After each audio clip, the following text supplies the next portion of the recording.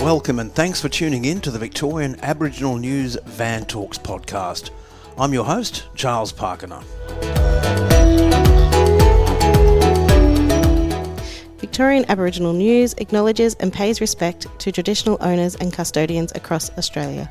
We acknowledge the elders who have gone before, those who currently lead their communities, and those who will follow in years and generations to come.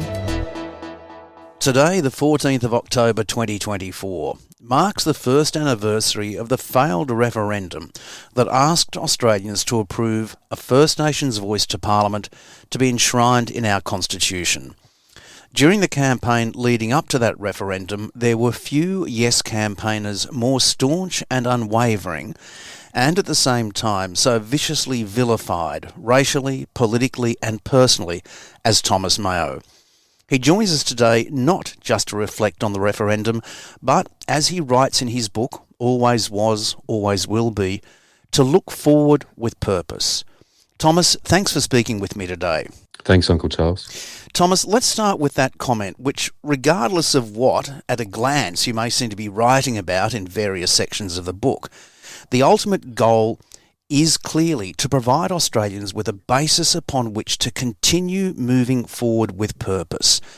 When it comes to it, what are your hopes for the future when it comes to those three key calls from the Uluru Statement: truth, Makarrata and voice?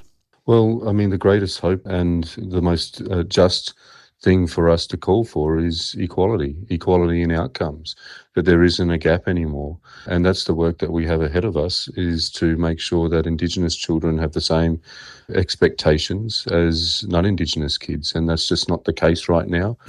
The gap is very real, the difference in life expectancy and all the other things that I know people are aware of, especially people that are listening now. And I think most Australians knew there was a problem that needs to be addressed, that there is a wrong that needs to be righted.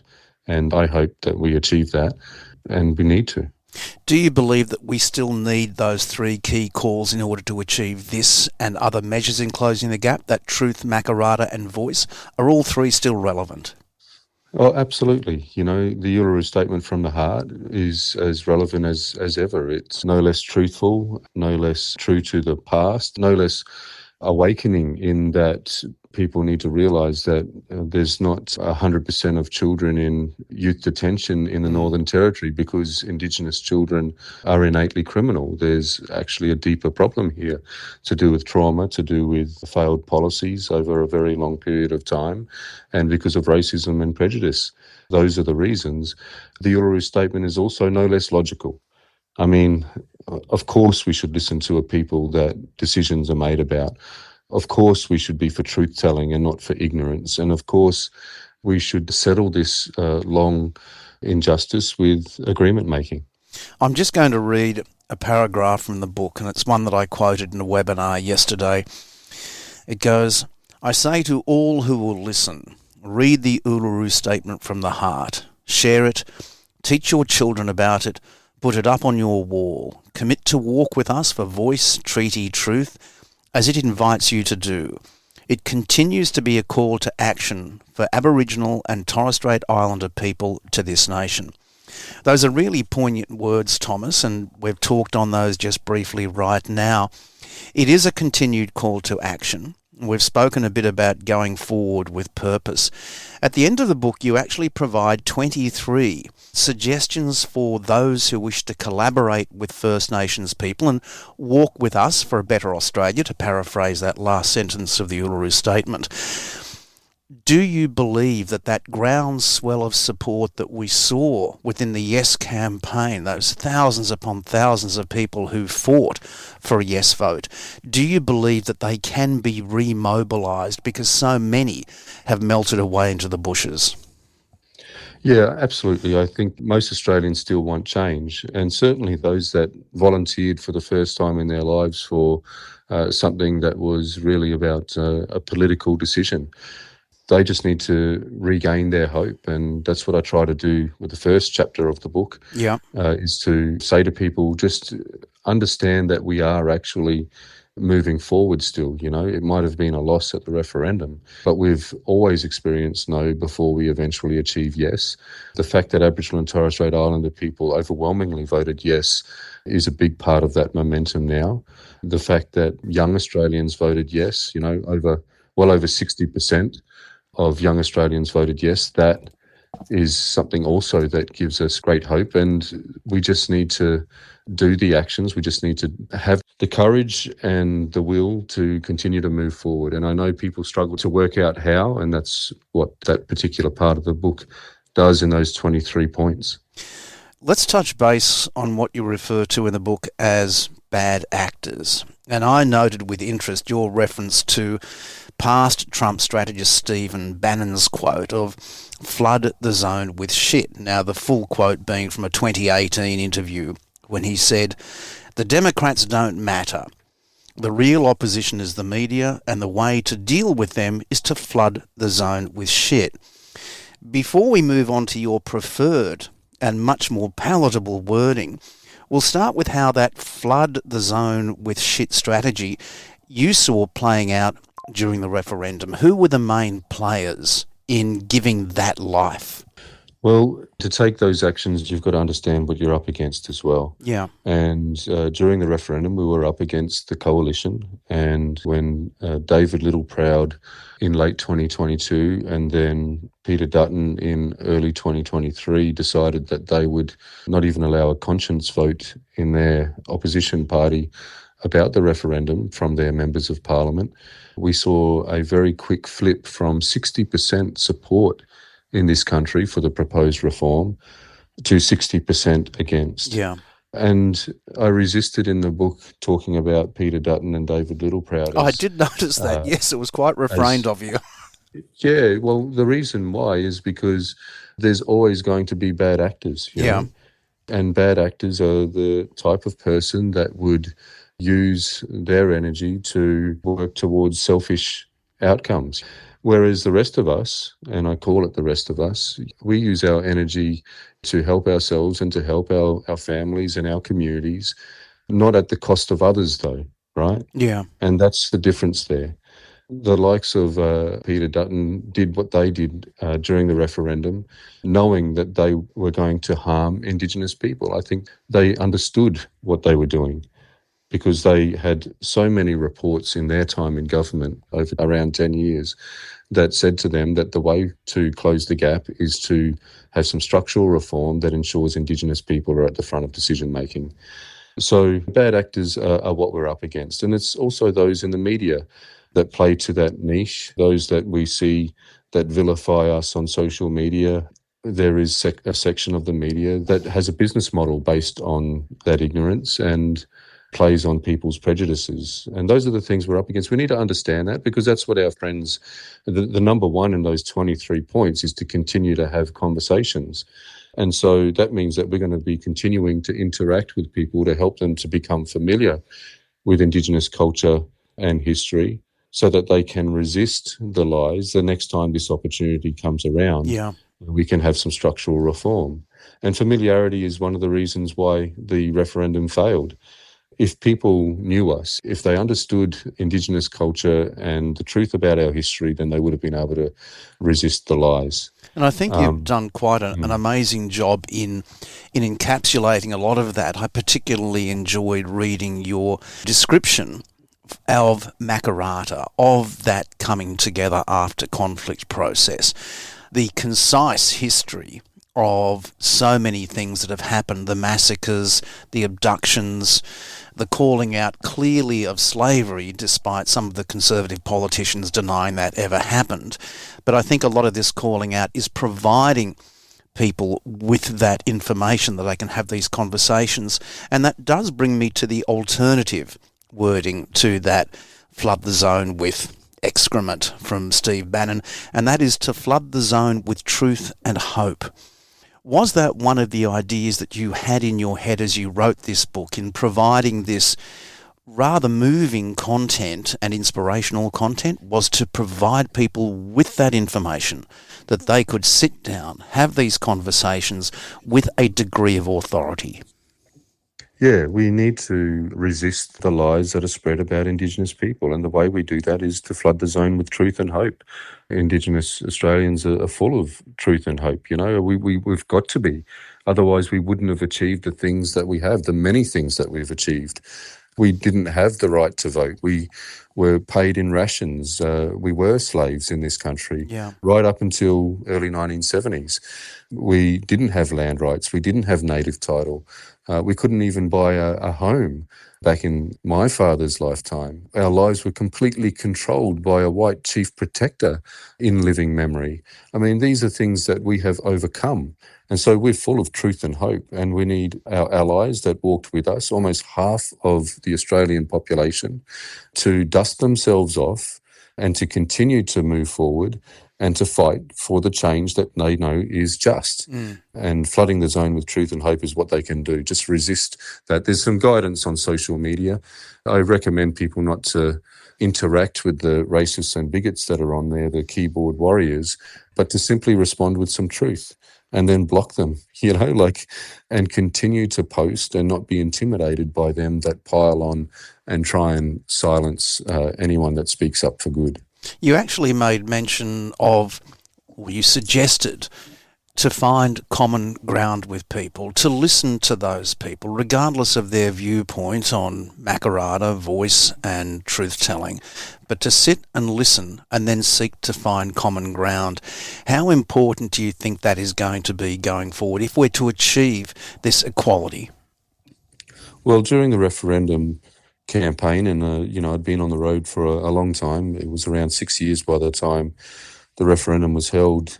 The experience that I gained is that you're going to change people's minds more by listening and understanding what their misconceptions are, having some patience, presenting them with some facts, and when things get heated, you can always revisit it. We don't have the same sort of timeline, a deadline like we did during the referendum. Yeah. And so, I say to people to listen, work out what the misconceptions are, use books like mine and others and, various sources of information to present them with some facts and some things that cause them to think more deeply and to then help them to resist the shit that they try and flood the zone with about Indigenous people. But there's also a bit of advice about it'll take some time. It's a bit of practice to learn when you're wasting your time with someone. Yes. If they're an absolute racist and bigot and it's going to harm your own mental health to interact with them, you walk away. Don't waste your time with them. Find people with open minds, though. They're the people that we need to talk to.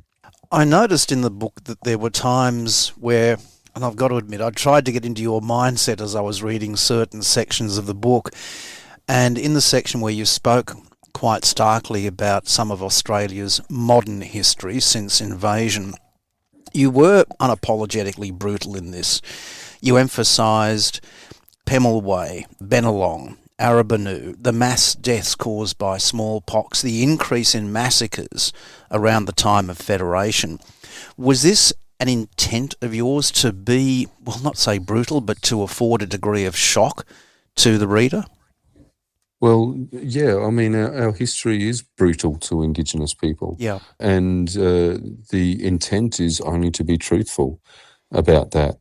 And the effect, I hope, is that it puts the fire in people's bellies before they reach the chapter that is all about action. So, the book is in 3 parts. It begins with hope because we need to find that again, that energy that we can spread and help others to come with us.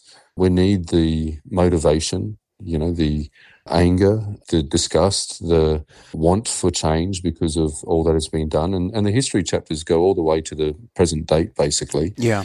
It's not just about, colonial, sort of early colonial times. It goes all the way to the referendum itself, but only to celebrate the achievements, to mark those historical things that people did in favour of it. I'll leave the rest of the analysis up to other books that are out there already. But yeah, I mean, I want people to feel motivated before they get to the action chapters.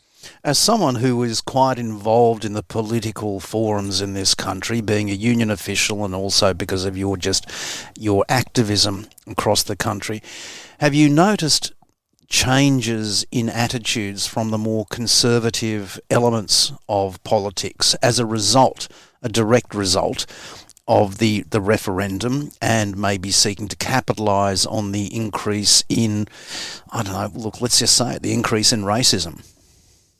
Well, what I've seen is a concerning sort of trend of politicians that we thought were on our side and were progressive, basically being intimidated by the tactics that we saw through the referendum and the tactics that continue, which is based on the misconceptions and lies that I was talking about out there that the Australian populace are affected by when it comes to Indigenous affairs. To walk away from the Makarrata Commission, I think, is a mistake by the government. The commitment should be followed through, and there should be the courage to stand up against that intimidation tactic that Peter Dutton and the coalition are using, and that section of the media that I mentioned. Why wouldn't Australians want truth-telling? Take that on. You know, what has Peter Dutton got against the truth? Does he prefer ignorance and lies? Do we want a person like that running this country? I mean, that's the sort of narrative that should come from this resistance to the truth about our past and moving forward in Indigenous affairs, and just giving us a bloody say and some decency.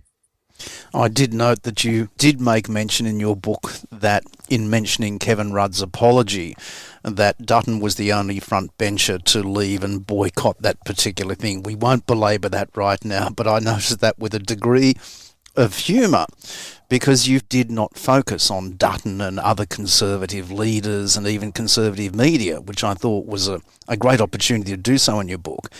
But was that an intentional thing to not necessarily point out these people and call them to account to the degree that you could have done? I wanted to focus on going forward, and I wanted the book to be a lasting and useful tool for people against bad actors like Peter Dutton. And that's the reason I made that decision. People can work it out for themselves, you know. Sure. I mean, they know that. And I'm certainly not backwards in going forwards, you know, in this conversation and many others that I've had, you know, on the radio and on TV. But as far as the book goes, it's an example of how we can move forward by not dwelling on individuals like him and not mentioning people like Senator Price that, you know, said that there was no ongoing impact from negative impact from colonisation. I do address the things that she said at the press club in a section of the book, which basically lays out the lies that people will continue to hear and gives them the tools to pull those apart and to debunk those myths and that type of thing. But, you know, it's an example. And the only way that we bring people along is to do those actions and not dwell on the past and hang on to some personal vendettas. As we move forward with purpose, it brings to mind a comment from Professor Andrew Gunston that I've heard him make mention of several times. Professor Gunston being the founder and director of the National Centre for Reconciliation, Truth and Justice, where he calls for Australians to pursue a path of substantive reconciliation rather than performative reconciliation. And briefly, rather than just wearing a T-shirt once or twice a year, but to get out there and be in the trenches with Aboriginal and Torres Strait Islander people and actually take action on a regular basis. Is that ongoing substantive work a prerequisite in achieving this justice and this equality that's being called for in your book? Yeah, it is. I agree with Andrew. It needs to be more than performative, and substantive action is important. And some of those forms that I share in the book is, you know, organising groups to work on changing the names of places like was done with Fraser Island to Gari, establishing memorials with local Aboriginal and Torres Strait Islander people where there were massacres, you know, working with them on that. There's some great examples of that sort of solidarity that has led to those things, and there's always going to be resistance against those things, but that's the sort of thing where you can really take substantive actions, make those changes, continue to acknowledge country and to support welcomes to country. There's a resistance against those things now as well. So I agree with Professor Gunston. Those are substantive action is where it's at. The thing that I do that's, I think, a bit extra in this book is to help people understand where they fit in that whole scheme, though, within the campaign with a formula for justice and recognition. And I hope that helps people. Just building on the points you made previously about getting involved in campaigns, one of the other things that I want to point out and talk to you about briefly is that point number 8 in your essentially calls to action was join the Raise the Age campaign. Now, we know about Raising the Age campaign as it's been played out right across this country, but is it important that people also realise that in these campaigns being championed by First Nations people, that the broader community also will benefit? And this is very important. We know that the Voice would have brought about significant, if we look at it just from a financial perspective, massive savings to the public coffers by keeping people out of detention, by reducing the impact on the public health system. But is it important that these messages where Voice, Treaty, Truth are going to benefit all Australians and not just First Nations?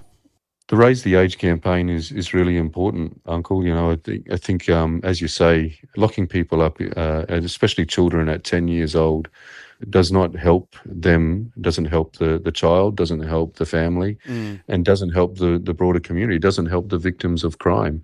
That point 8 is just an example of a practical way, another practical way that people can get in the trenches with us, as Professor Gunston says, and join the campaign.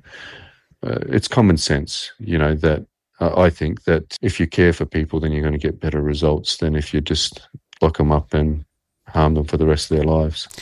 We will be providing a link to this important book, Always Was, Always Will Be, by Thomas Mayo, on our website. So get on there to vicaboriginalnews.com.au. You can listen to this interview again and, of course, read the full transcript. And most importantly, for anybody who is seeking to work out where to go next, then I could not recommend this book more highly. Thomas, thank you so much for the generosity of your time and joining us here on the Van Talks podcast. Thank you, Uncle Charles. For a full transcript of this interview, visit the Victorian Aboriginal News website at vicaboriginalnews.com.au. Until our next episode, stay safe and stay informed.